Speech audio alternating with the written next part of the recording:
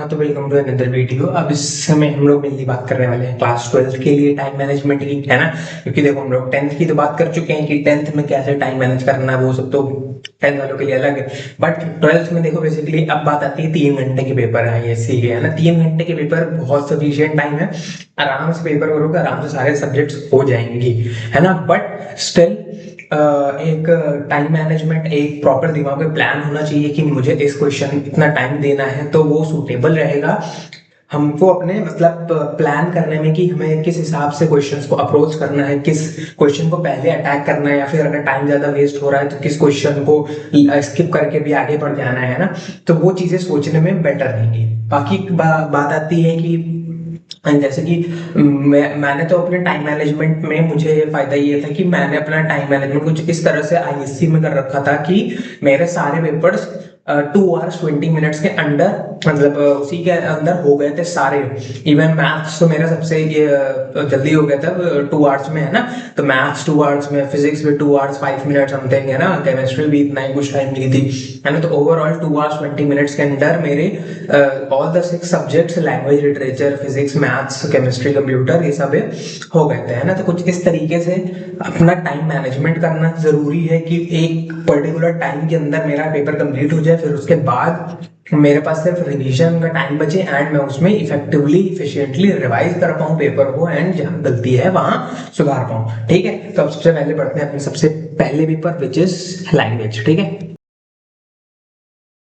हाँ, तो कुछ इस तरीके से हम लोग का इंग्लिश लैंग्वेज का टाइम डिवीजन रहेगा, है ना। मतलब ओवरऑल मैंने एक आइडियल टाइम डिवीजन बता दिया है। इसमें आपका कम ज्यादा हो सकता है डिपेंडिंग अपॉन द सिचुएशन। मैंने रीडिंग टाइम इंक्लूड नहीं किया। रीडिंग टाइम में बेसिकली कॉम्प्रिहेंशन रीड करना है ना। ग्रामर की एक्सरसाइज सॉल्व कर लेनी है, और ऐसे ऐसे अपना चूज कर लेना है एंड उसके लिए पॉइंट सोच लेना, दैट इज इट। एंड उसके अलावा प्रपोजल राइटिंग में पॉइंट सोच लेने हैं। डायरेक्टेड राइटिंग में जो गिवन होगा वही करना है, एक ही गिवन होगा एंड उसमें बस पॉइंट्स पहले से गिवन रहेंगे, उनको एम्पलीफाई करके लिखना रहेगा, है ना। तो ये रीडिंग टाइम तो मैनेजेबल है। उसके अलावा हमारे पास सीधे राइटिंग टाइम की अगर बात करें तो हम लोग को 15 मिनट्स ग्रामर के लिए सफिशिएंट है। सफिशिएंट क्यों? क्योंकि हम लोग के 10 मार्क्स से प्रीपोजिशन फ्रेजल वर्ब्स वाले आते हैं, है ना। वो केवल हम लोग को रिप्लेस करके अपना सही प्रीपोजिशन लिखना होता है, सही फ्रेजल वर्ब लिखना होता है, बस दैट इज इट। तो एक एक मतलब वो तो 30 सेकंड भी नहीं लेंगे अगर आता है। इनकेस नहीं भी आता तो भी 30 सेकंड एक क्वेश्चन, एक सब पार्ट तो नहीं लेने वाला। उसी तरीके से टेंस वाला भी है। टेंस में भी सिर्फ टेंस फिल करना है कि हैड बिकम, है ना। देयर वाज में वाज फिल करना, बस इतना ही फिल करना है। तो फिलिंग वाले में तो ज्यादा टाइम नहीं लगेगा। बच्चा ट्रांसफॉर्मेशन ऑफ सेंटेंसेस वो 5 आते हैं, और वो 5 में से आते होंगे तो भी ज्यादा टाइम नहीं लगेगा। तो 15 मिनट इज सफिशियंट, है ना। इसके आसपास लग जाएगा, कोई इशू नहीं है। ऐसे कम, आइडियली इससे कम ही लगना चाहिए। बट हाँ, अगर इसको एक प्रॉपर मतलब अगर टाइम देके चलो तो ग्रामर में 15 मिनट्स अप्रोक्सीमेटली लग जाए, कोई ठीक है, कोई प्रॉब्लम नहीं है, सॉरी, है ना। फिर कॉम्प्रिहेंशन, कॉम्प्रिहेंशन में हम लोग को काफी सारी, एक तो वो एमसीक्यूज में रहता है कि सिमिलर टाइप का मतलब वर्ड ढूंढना है जिसकी अलग मीनिंग हो, है ना, वैसे टाइप का होता है। एंड एक होता है जो मतलब वर्ड मीनिंग टाइप का होता है कि इसमें से हम लोगों को क्या वो बनाना होता है कि इस मतलब सेंटेंस की मीनिंग गिवन रहेगी, इसका जो वर्ड होगा वो हम लोग को फाइंड करना रहता है उसमें हमारे पैसेज में, है ना। उसके बाद आते हैं हमारे कुछ क्वेश्चन आंसर वाले क्यूएनए छोटे छोटे, है ना। एंड उसके बाद 100 वर्ड का प्रेसी राइटिंग, है ना। उसमें भी इन अबाउट 100 वर्ड्स लिखा होता है, यानी कि एक ग्रिड बनानी है 100 वर्ड्स वाली, यानी कि 20 × 5, सॉरी 5 इधर होंगी, 5 हमारी कॉलम्स होंगी और 20 रोज होंगी, है ना, कुछ इस तरीके से, है ना।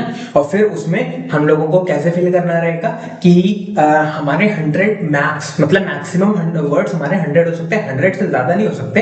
85 से लेके 100 के बीच में चले जाएंगे, क्योंकि मैंने बाकी अभी कुछ आंसर की वगैरह देखी हुई है काउंसिल की, उसमें 85 वर्ड्स से लेके 100 वर्ड्स के बीच में उनने एक मतलब कुछ एक आंसर था शायद 88 89 वर्ड्स का। तो इसका मतलब है कि वो 85 से लेकर 100 के बीच में मानते हैं कि इतना आएगा, दैट इज सफिशिएंट। इसका मतलब सिंपली 85 से 100 वर्ड्स बीच में लिखो तो दैट इज गुड। अदरवाइज मतलब एंड होपफुली कोशिश यही करना है कि जितना क्लोज हो 100 के, है ना, क्योंकि ऑब्वियस सी बात है उसमें इन अबाउट 100 वर्ड्स बोला गया है, तो कितना क्लोज हो 100 के, क्योंकि ग्रिड बनानी है तो पता चलेगा कि काउंट करके कितने वर्ड्स आ रहे हैं सिंपली, इस वजह से जितना क्लोज हो 100 के वो बेटर है। एंड उससे मतलब 100 से ज्यादा ना हो बस, है ना। तो कॉम्प्रिहेंशन में अप्रोक्सीमेटली 40 मिनट लग जाते हैं वो, क्योंकि लेंथी होता है, पढ़ना है फिर से दोबारा पढ़ना है, फिर उसको लिखना भी अच्छे से, है ना। तो कॉम्प्रिहेंशन में टाइम लग जाता है।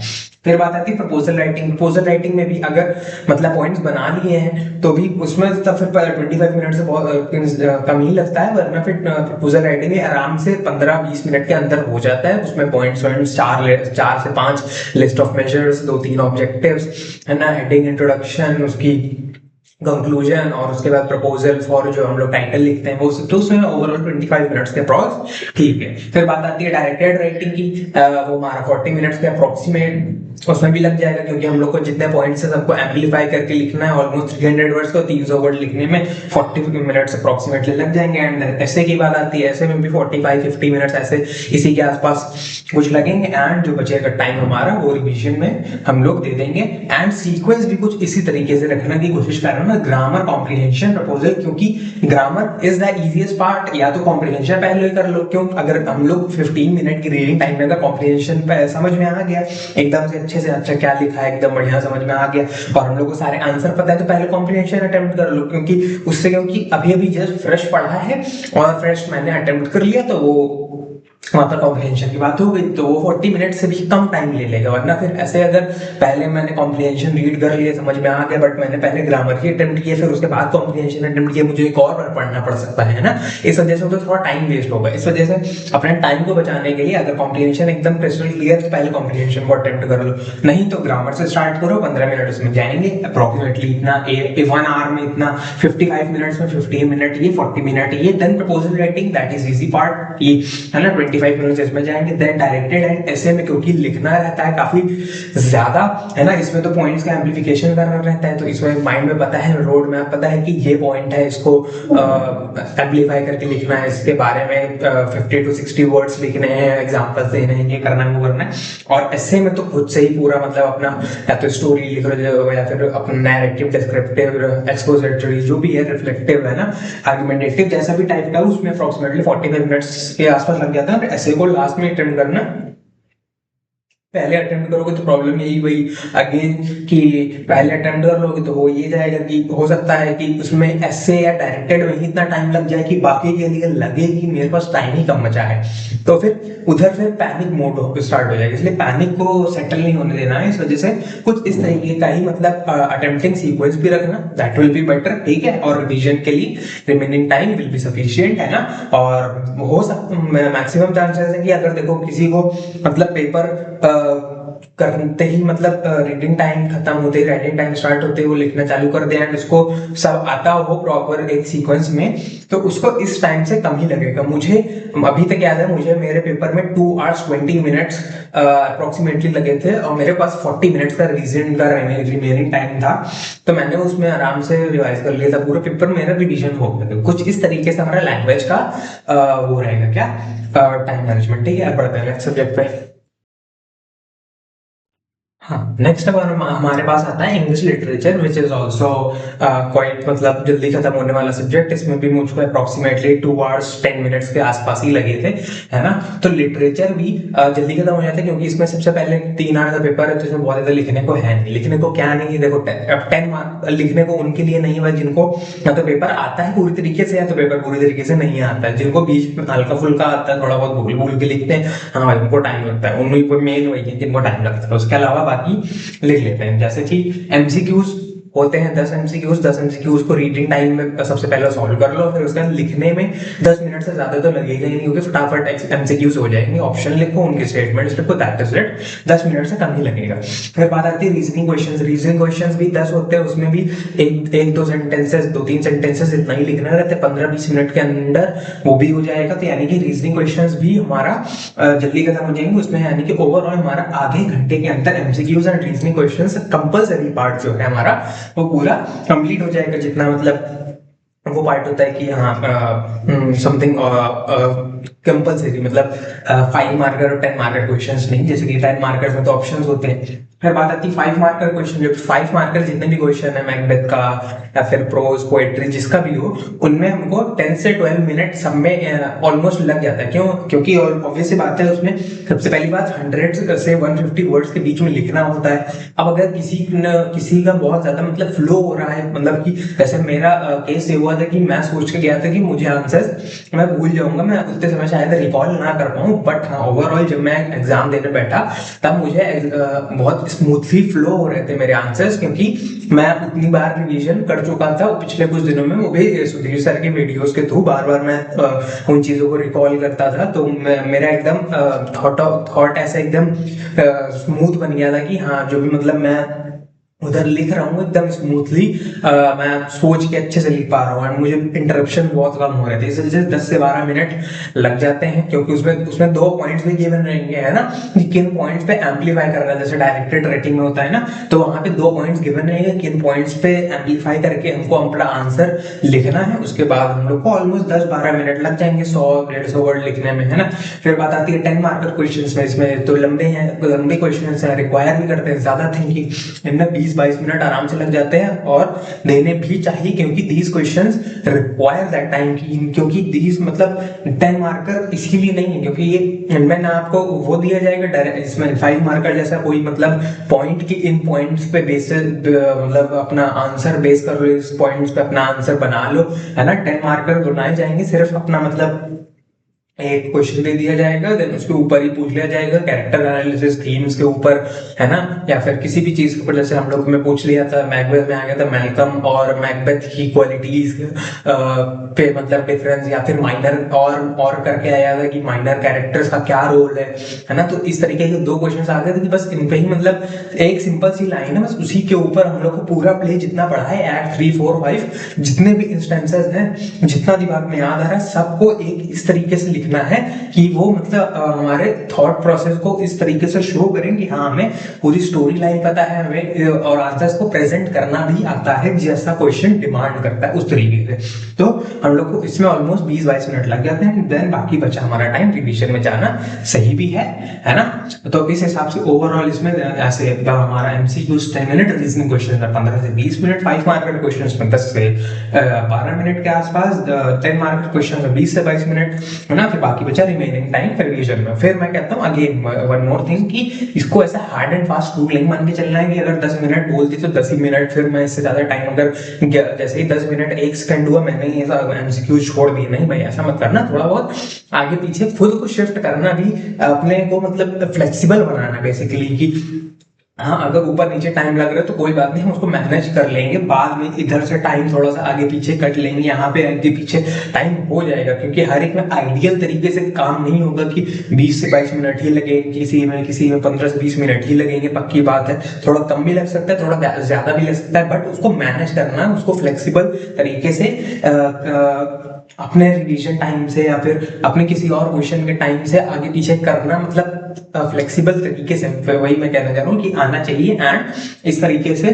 पेपर करना कि बस हाँ हो जाए टाइमली, है ना। तो अब हमारे लिटरेचर का हो गया, पढ़ते हैं नेक्स्ट सब्जेक्ट पे।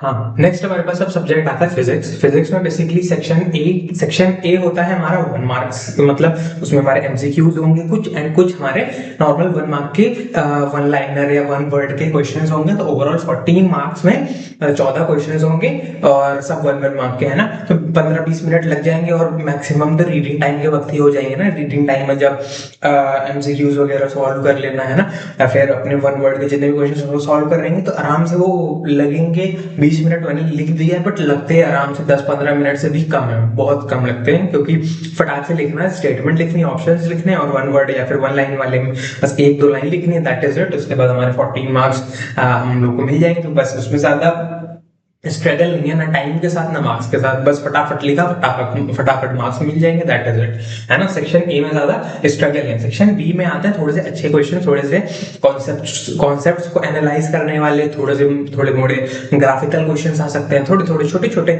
न्यूमेरिकल क्वेश्चंस आ सकते हैं ना। तो कुछ इस तरीके के क्वेश्चन सेक्शन बी में चांसेस हैं आने के, जो हम लोग को अप्रोक्सीमेटली टाइम लगता है ठीक ठाक। क्योंकि 14 मार्क्स के क्वेश्चन होंगे, 7 क्वेश्चन होंगे 2-2 मार्क्स के, है ना। 7 क्वेश्चन 2-2 मार्क्स के, तो 35-40 मिनट, वैसे तो इससे कम लगेगा बट एक अगर रेंज ऑफ टाइम मानना है तो 35-40 मिनट हम लोग लेके चल सकते हैं कि हाँ अप्रोक्सीमेटली इतना टाइम लगेगा, इतना टाइम अपने पास रखेंगे इस सेक्शन के लिए।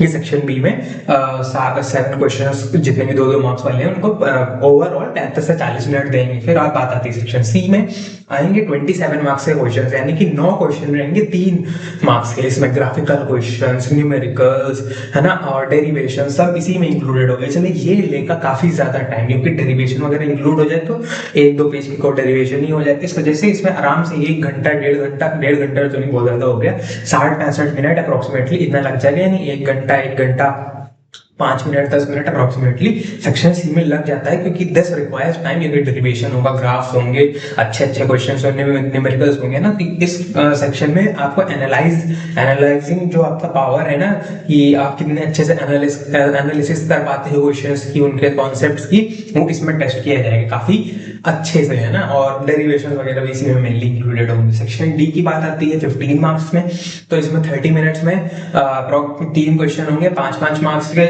एक 2 न्यूमेरिकल होंगे, एक 2 कॉन्सेप्चुअल होंगे। तो कुछ इस तरीके से 3 क्वेश्चन होंगे, है ना। ओवरऑल 15 मार्क्स के 30 मिनट सब में, मतलब 10 मिनट भी लगेगा, तो भी ये ओवरऑल 30 मिनट से वैसे तो कम ही लगेगा, क्योंकि ये भी जल्दी हो जाता है, इसमें ज्यादा समय नहीं लगता। बट हाँ ओवरऑल 30 मिनट इसके लिए हम एक टाइम रेंज लेके चलते हैं कि हाँ इसमें 3 क्वेश्चन 10-10 मिनट अगर हर एक क्वेश्चन लेके, तो ओवरऑल 30 मिनट हम लोग को सेक्शन डी को देना पड़ जाएगा। एंड देन बाकी बचे टाइम में हम रिवीजन कर सकते हैं। तो कुछ इस तरीके से हमारा फिजिक्स का टाइम मैनेजमेंट रहेगा। फिर बढ़ते हैं नेक्स्ट सब्जेक्ट पे। हाँ नेक्स्ट हमारे पास सब्जेक्ट आता है केमिस्ट्री। तो केमिस्ट्री में भी सेक्शन ए में हम लोग के पास एमसीक्यूज रहेंगे, फिल इन द ब्लैंक वाले क्वेश्चंस रहेंगे, है ना। 1 मार्क्स वाले जितने क्वेश्चंस हैं 14 इसमें इंक्लूडेड रहेंगे, तो 1 मार्क्स के सिंपल क्वेश्चन, ज्यादा बड़े नहीं। तो इसमें 14 मार्क्स इस तरीके से कवर होंगे। ये भी 20 मिनट के अप्रोक्सीमेट, 15-20 मिनट, 10 से 20 मिनट अप्रोक्सीमेटली इतना ही कवर करेगा। तो सेक्शन ए हमारा जल्दी हो जाएगा, उसमें बहुत ज्यादा टाइम लगेगा नहीं, टाइम का भी स्ट्रगल नहीं है और ना ही मार्क्स का स्ट्रगल, ये भी बहुत जल्दी मिल जाएगा। मतलब कि हाँ 10-20 मिनट में हमारे 14 मार्क्स सिक्योर हो जाएंगे। फिर उसके बाद सेक्शन बी में 20 मार्क्स, 10 क्वेश्चन रहेंगे 2-2 मार्क्स के। इसमें ऑर्गेनिक के क्वेश्चंस होंगे, सोचने वाले, रिएक्शंस वाले क्वेश्चंस होंगे, गिव रीजन वाले, है ना। तो कुछ अच्छे क्वेश्चंस होंगे, तो इसमें टाइम लगेगा, क्योंकि 10 क्वेश्चन रहेंगे और सब मतलब 2-2 मार्क्स के रहेंगे, तो 50 मिनट के अप्रोक्सीमेटली 5-5 मिनट हर एक क्वेश्चन में, है ना, लग जाएगा। तो इसमें थोड़ा टाइम जाएगा इस वाले में। तो सेक्शन में 20 मार्क्स में थोड़ा इधर स्ट्रगल करना पड़ेगा मार्क्स कमाने के लिए। फिर बाद आती है सेक्शन सी की 21 मार्क्स रहेंगे, यानी कि 3-3 मार्क्स के 7 क्वेश्चन होंगे टोटल। तो 3 मार्क्स के 7 क्वेश्चन होंगे, जिनको मतलब ऑब्वियस सी बात है, क्योंकि इसमें भी वही अच्छे थोड़े कॉन्सेप्चुअल केमिस्ट्री के क्वेश्चंस होंगे, थोड़े से ऑर्गेनिक के रिएक्शंस वाले, रीजनिंग वाले अच्छे क्वेश्चंस होंगे। इसमें भी टाइम जाएगा 45 मिनट के अप्रोक्सीमेटली हर एक क्वेश्चन, मतलब हर एक क्वेश्चन सॉरी पूरे सेक्शन को करने में, है ना। सेक्शन सी अप्रोक्सीमेटली 45-50 मिनट ये भी लेगा। फिर बात आती है सेक्शन डी, 15 मार्क्स का होगा। इसमें एक रहेगा हमारा फिजिकल केमिस्ट्री से question, most probably solution chapter का, एक क्वेश्चन रहेगा हमारा ऑर्गेनिक से, एक क्वेश्चन रहेगा हमारा इनऑर्गेनिक से। तो तीनों हमारे सेक्शंस ऑफ केमिस्ट्री से एक एक क्वेश्चन रहेगा 5-5 मार्क्स का, है ना। 3 क्वेश्चन रहेंगे, तो इसमें टाइम लगे, क्योंकि न्यूमेरिकल वाला क्वेश्चन जो होगा सॉल्यूशंस का, रीजनिंग क्वेश्चन ऑर्गेनिक के काफी रीजनिंग क्वेश्चंस, है ना, रिएक्शन वाले क्वेश्चंस इनऑर्गेनिक के, डीएफ ब्लॉक वाले मेनली, है ना, या फिर कोऑर्डिनेट के, अगर डिपेंड करता है पेपर पैटर्न अभी क्या है, तो उसके बेसिस पे हमारा सेक्शन डी काफी ज्यादा टाइम लेता है, क्योंकि इसमें टाइम जाता है ऑब्वियसली। एंड रिवीजन जो होगा हमारा, रिमेनिंग टाइम जो बचा हुआ टाइम होगा वो हमारा रिवीजन में जाएगा। तो कुछ इस तरीके से हमारा केमिस्ट्री का टाइम मैनेजमेंट आइडियली होना चाहिए, बट हाँ फ्लेक्सिबली ऊपर नीचे थोड़ा बहुत हो सकता है, एंड दैट इज ओके, है ना। ठीक है, तो ये चीज थोड़ा ध्यान रखना कि ऊपर नीचे टाइम हो जाता है, दैट्स ओके। होना चाहिए तो नहीं, आइडियली, है ना, क्योंकि आइडियल और एक्चुअल केस में डिफरेंस होता है। हाँ हो जाता है, सबके केस में हो जाता है। थोड़ा बहुत खुद हो फ्लेक्सिबल समझना कि ये नहीं होगी पता चले एक किसी में 21 मिनट लग रहे हैं, फिर उसमें फिर भैया नहीं ऐसा कैसे हो गया, मैं 1 मिनट ज्यादा दे दिया। तो ये सब नहीं, थोड़ा बी फ्लेक्सिबल, ठीक है। अब नेक्स्ट एपिसोड बढ़ते हैं। हाँ, नेक्स्ट हमारे पास है मैथ्स। अब इसमें सेक्शन ए और सेक्शन बी या फिर सी आते हैं। एक होती है सेक्शन ए हमारा 65 मार्क्स का, सेक्शन बी या सेक्शन सी कोई एक ही अटेम्प्ट करना होता है, 15 मार्क्स का होता है, तो ओवरऑल 80 मार्क्स का पेपर होता है। फिर बात आती है सेक्शन ए में 1 मार्कर जितने क्वेश्चन होते हैं, 1 मार्कर हमारे क्वेश्चन होते हैं 10, सॉरी 10 नहीं, ओवरऑल 20 होते हैं, है ना। 20 क्वेश्चंस होते हैं, 20 मिनट के अप्रोक्सीमेटली लगेगा इसमें भी, है ना, क्योंकि 20 क्वेश्चन होते हैं, बहुत ज्यादा इसमें टाइम रिक्वायरिंग क्वेश्चंस नहीं होता। प्लस मैथ का पेपर है तो एक, क्योंकि इसमें थोड़ा टाइम आगे पीछे 3 घंटे कम लग सकते हैं, इस वजह से थोड़ा सा एक पेस मेंटेन इसमें करनी पड़ती है। तो ओवरऑल 1 मार्क क्वेश्चंस जो होते हैं वो 20 रहेंगे, तो कुछ यूज होंगे, कुछ मैक्सिमम यूज होंगे, कुछ हमारे नॉर्मल क्वेश्चंस रहेंगे, बस 1 मार्क के सब्जेक्टिव टाइप के, है ना। तो 20 मिनट्स इसमें अप्रोक्सीमेटली लगेंगे। 2 मार्कर क्वेश्चंस रहेंगे, ये हमारे 4 होते हैं, सॉरी ये हमारे 1 मार्कर क्वेश्चंस होते हैं। कितने, देखो 4 मार्कर क्वेश्चंस भी 4 होते हैं, और 6 मार्कर क्वेश्चंस होते हैं हमारे 4, ये होते हैं 5, ये होते हैं, सॉरी 1 मार्कर क्वेश्चंस हमारे पास 15 होते हैं, राइट। हाँ सॉरी, मैंने 20 बोल दिया था। हाँ, 1 मार्कर जितने क्वेश्चंस होते हैं हमारे पास 15 होते हैं, एंड इसमें अप्रोक्सीमेटली करने में 20 मिनट लगेगा, है ना। 20 मिनट में ये क्वेश्चन सुलझेंगे। 2 मार्कर क्वेश्चंस जो होते हैं हमारे पास 5 होते हैं, है ना। 5 2 जा 10, तो 10 मार्क्स का ये होता है 2 मार्कर क्वेश्चंस का। इसमें भी 20 मिनट लगेंगे, सब में 2-2 मिनट लगेंगे, 2-2 मिनट क्या, 5 क्वेश्चन है ना, तो सब में 4-4 मिनट लगेंगे, आराम से हो जाएगा। बट हाँ, थोड़े अच्छे अच्छे क्वेश्चन में भी हो सकते हैं, बहुत ज्यादा अच्छे नहीं, ठीक ठीक ठीक अच्छे क्वेश्चन। फिर बात आती है 4 मार्कर क्वेश्चन, हाँ इसमें थोड़ा टाइम लगता है। 4 मार्कर क्वेश्चन होते हैं 4, है ना, 4 होते हैं 4 मार्कर वाले, है ना। तो 10-10 मिनट लगेगा इनमें, है ना। तो अप्रोक्सीमेटली 10-10 मिनट के आसपास, क्योंकि इनमें टाइम लग जाता है। कोई प्रोबेबिलिटी का कुछ सवाल आ जाता है, कोई हमारा डिफरेंशिएशन का आ गया, फिर में भी हमारा इंटीग्रेशन का, एप्लीकेशन ऑफ डेरिवेटिव, इन सबसे अच्छे क्वेश्चन में भी आ जाते हैं, तो 40 मिनट इसमें अप्रोक्सीमेटली लग जाता है। फिर 6 मार्कर क्वेश्चन, इसमें तो बहुत ज्यादा टाइम लगता है, क्योंकि इसमें मैक्सिमम मिनिमम का क्वेश्चन आ सकता है।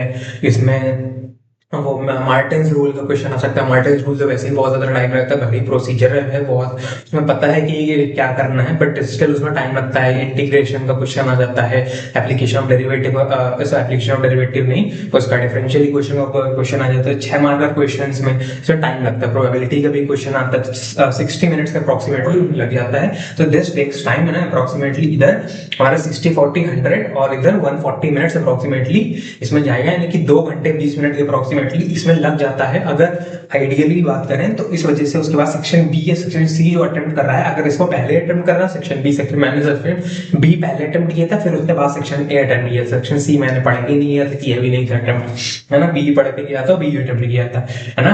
तो फिर उसके बाद बी मैंने पहले किया था, फिर उसके बाद सेक्शन ए लिया था। मुझे अप्रोक्सीमेटली 2 बार इसमें मेरा पूरा पेपर हो गया था मैथ्स का, है ना। तो 6 मार्क का क्वेश्चन हमारे 60 मिनट लगेंगे। सेक्शन बी हमारा 30 मिनट में हो जाएगा, है ना। और रिवीजन के लिए बाकी टाइम बच जाएगा। सेक्शन बी और सेक्शन सी जिसको भी करना हो, बस उसमें 30 मिनट सफिशिएंट है, क्योंकि इसमें ज्यादा टाइम नहीं दे सकते, वरना फिर सेक्शन ए में जो कि इंटीग्रेशन और वैसे वाले क्वेश्चंस होते हैं उसमें टाइम जाएगा, फिर दिक्कत महसूस होगी, and that will create problems. इस वजह से इसको 25 से 30 मिनट में कंप्लीट करना is quite ideal and actual also. मतलब आइडियली भी इसको 30 मिनट में ही कंप्लीट कर लो, और एक्चुअली भी मतलब इससे ज्यादा टाइम लोगे तो स्टूडेंट इन मोर चांसेस है कि वो नुकसान कर जाएगा। इस वजह से कोशिश यही करना इससे कम टाइम लगे, लेकिन जल्दबाजी नहीं करना, आराम से करना, जल्दी करना, जल्दबाजी नहीं। जल्दबाजी के चक्कर में गलत मत करने लगा, आराम से एक लंबी सांस लेके आराम से एक एक्यूरेसी मेंटेन करके करना, ठीक है। तो होपफुली मैथ्स में टाइम मैनेजमेंट समझ में आया होगा। बढ़ते हैं नेक्स्ट सब्जेक्ट पे। हाँ, नेक्स्ट हमारे पास बात आती है कंप्यूटर के पेपर में। तो कंप्यूटर के पेपर में पार्ट 1 जिसमें हमारे एमसीक्यूज आते हैं, एंड हमारे बाकी क्वेश्चंस आते हैं इजी इजी 2 मार्क्स वाले, या फिर इजी इजी क्या बोल दूं, वो हमारा पोस्ट फिक्स ऑपरेटर बनाना होता है इनफिक्स ऑपरेटर से, है ना। मतलब इनफिक्स टू पोस्ट फिक्स या फिर इनफिक्स टू प्रीफिक्स करना रहता है। बाइनरी एड्रेस, मतलब वो क्या एड्रेस वगैरह निकालना रहता है ना। उसके अलावा और उसके अलावा आउटपुट वाले क्वेश्चंस, रिकर्सिव आउटपुट वाले क्वेश्चंस है ना, तो कुछ कुछ ऐसे ऐसे क्वेश्चंस आते रहते हैं, है ना। तो पार्ट 1 में अप्रोक्सीमेटली 40 मिनट के अप्रोक्सीमेटली लग जाता है। एमसीक्यूज भी कुछ कुछ अच्छे होते हैं एंड वाले क्वेश्चंस भी सोचने में टाइम लगता है, तो 40 मिनट के अप्रोक्सीमेटली इसमें पार्ट 1 में हमारा लग जाता है। फिर बात आती है पार्ट 2, जो 3 सेक्शंस में डिवाइडेड होता है। सेक्शन ए जिसमें हमारा के मैप, जो हमारा पूरा लॉजिक गेट्स है ना, ट्रुथ टेबल है ना, एनकोडर, डिकोडर, मल्टीप्लेक्सर और के मैप्स है ना, ये सब एक्सेट्रा, इन सब पे बेस्ड होता है।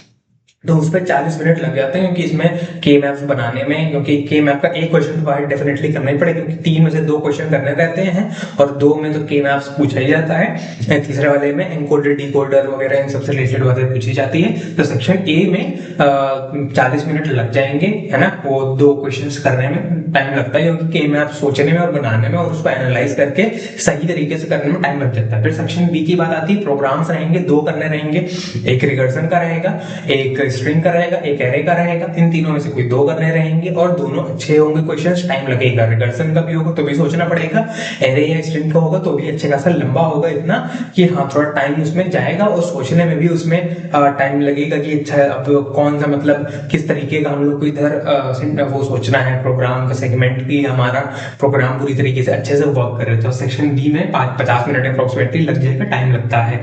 फिर सेक्शन सी की बात आती है तो 20 मिनट, क्योंकि इसमें हमारा सिंपल सी बात आती है, हमारा वो रहता है क्या, इनहेरिटेंस का पार्ट रहता है एंड वो रहता है क्या हमारा स्टैक क्यू, सर्कुलर क्यू है ना, डी क्यू, उसके अलावा बाइनरी ट्री और हमारा लिंक्ड लिस्ट है ना। तो इसमें ज्यादा टाइम नहीं लगता है, ये जल्दी हो जाएंगे ना। तो ओवरऑल ये 20 मिनट अप्रोक्सीमेटली लेगा एंड ये भी हमारा जल्दी हो जाएगा एंड रिवीजन के लिए हम बाकी सारा रिमेनिंग टाइम दे सकते हैं। तो कुछ इस तरीके से हमारा कंप्यूटर का टाइम मैनेजमेंट होगा। तो होपफुली समझ में आया होगा हमारे सारे सब्जेक्ट्स के, है ना, ये टाइम मैनेजमेंट है ना।